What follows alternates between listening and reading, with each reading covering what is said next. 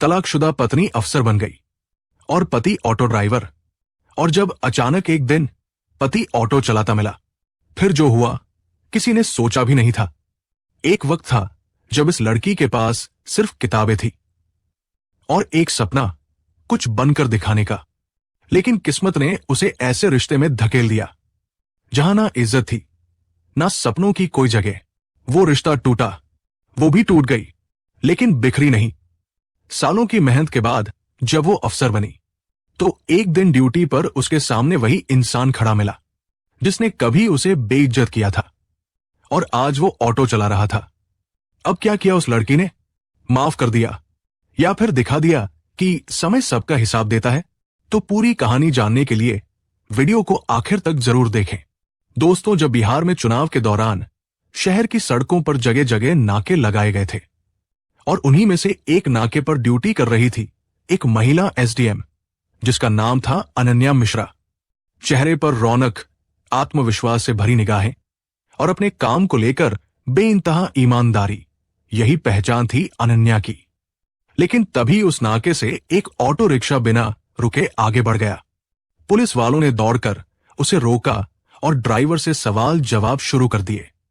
Auto वाला गिड़गिड़ाते हुए परेशान होकर बोल रहा था, साहब बस मुझे जाने दो, अगर मैं वक्त पर नहीं पहुंचा तो बहुत बड़ा नुकसान हो जाएगा, मेरी जिंदगी का सवाल है।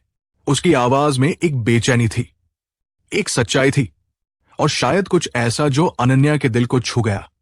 कानों में वो आवाज जैसे ही पड़ी, अनन्या ने अचानक सिर उठाकर उसकी ओर देखा और फिर अगले ही पल उसके चेहरे का रंग उड़ गया। वो आवाज, वो चेहरा, कहीं देखा पहचाना सा। वो कोई और नहीं बल्कि विकास चौधरी था, वही लड़का जिससे अनन्या ने कभी शादी की थी और फिर तलाक भी।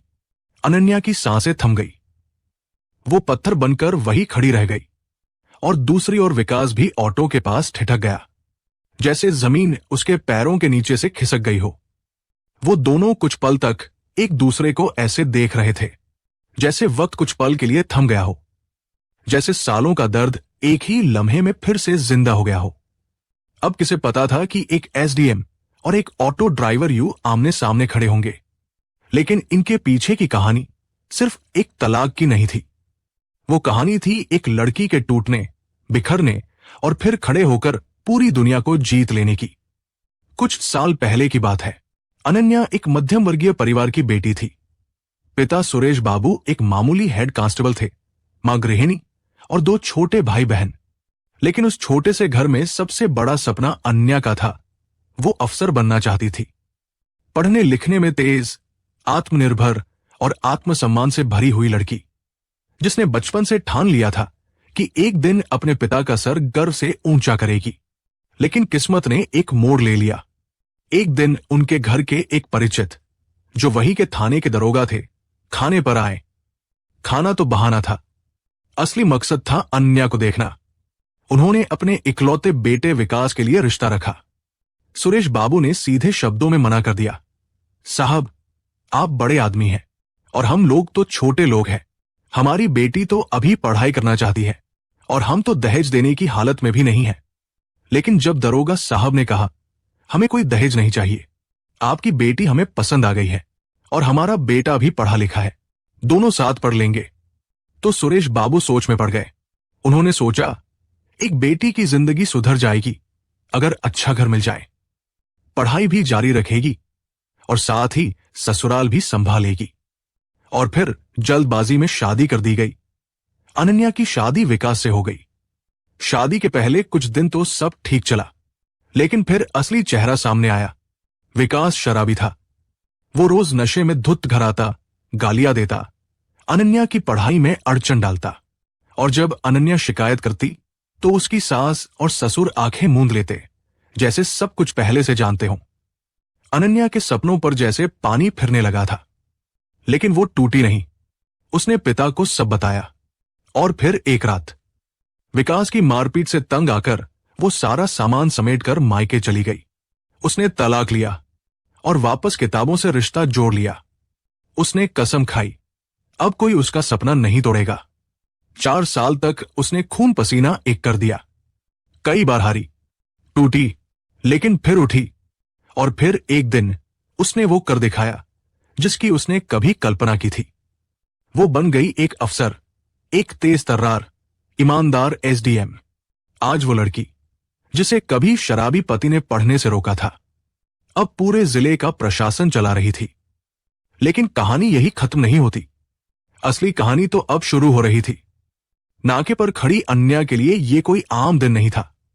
सामने उसका अतीत खड़ा था, वो अतीत जिसे वो पीछे छोड़ आई थी। लेकिन किस्मत ने आज फिर से उसे उसके सामने खड़ा कर दिया। अनन्या ने इशारे में पुलिस वालों को दूर हटाया और विकास को एक तरफ ले जाकर बोली, तुम ही हो ना विकास?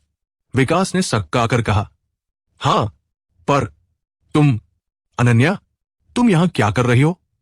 अनन्या ने बिना एक पल गवाए जवाब दिया, मैं यहां की एसडीएम हूं। और तुम बताओ, तुम ऑटो चला रहे हो? क्या हुआ तुम्हारी पढ़ाई का, तुम्हारा वो बड़ा अफसर बनने का सपना? विकास की आंखें झुक गई। उसने धीरे से कहा, कुछ नहीं हुआ अन्या, बस वो सब वही रुक गया जिस दिन तुम चली गई थी। विकास की बातों में अब वो घमंड नहीं था, अब उसकी आवाज में पछतावे की कड़वाहट थी और हालातों की थकावट भी। वो बोला, तुम्हारे जाने के बाद मां बाप ने भी घर से निकाल दिया। उन्होंने साफ कह दिया कि जब बेटा सुधारने लायक नहीं तो घर में रखने लायक भी नहीं।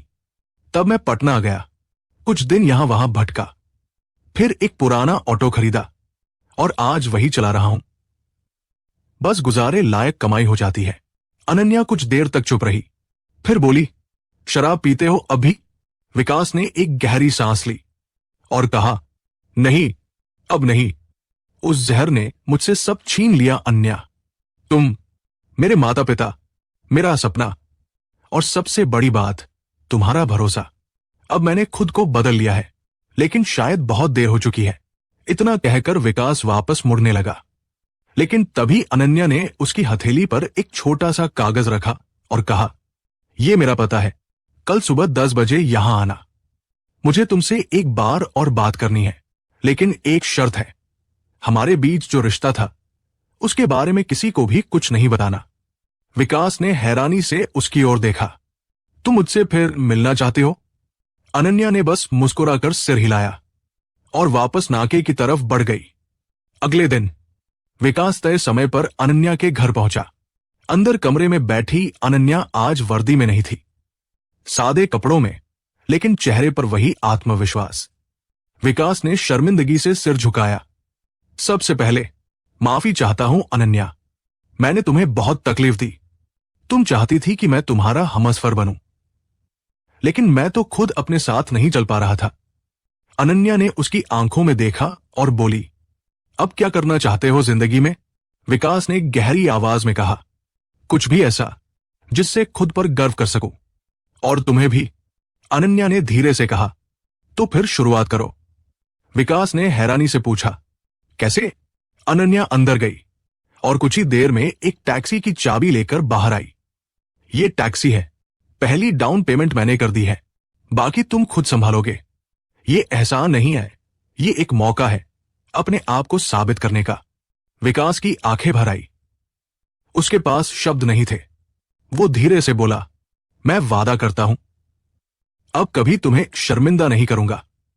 और वहीं से शुरू हुआ विकास का एक नया सफर। अब वो दिन भर टैक्सी चलाता और रात में पढ़ाई करता। धीरे धीरे उसकी जिंदगी में अनुशासन आ गया, मेहनत रंग लाने लगी और अनन्या एक सच्चे दोस्त की तरह उसका हौसला बढ़ाती रही। एक दिन विकास ने कहा, अनन्या, तुमने मुझे दोबारा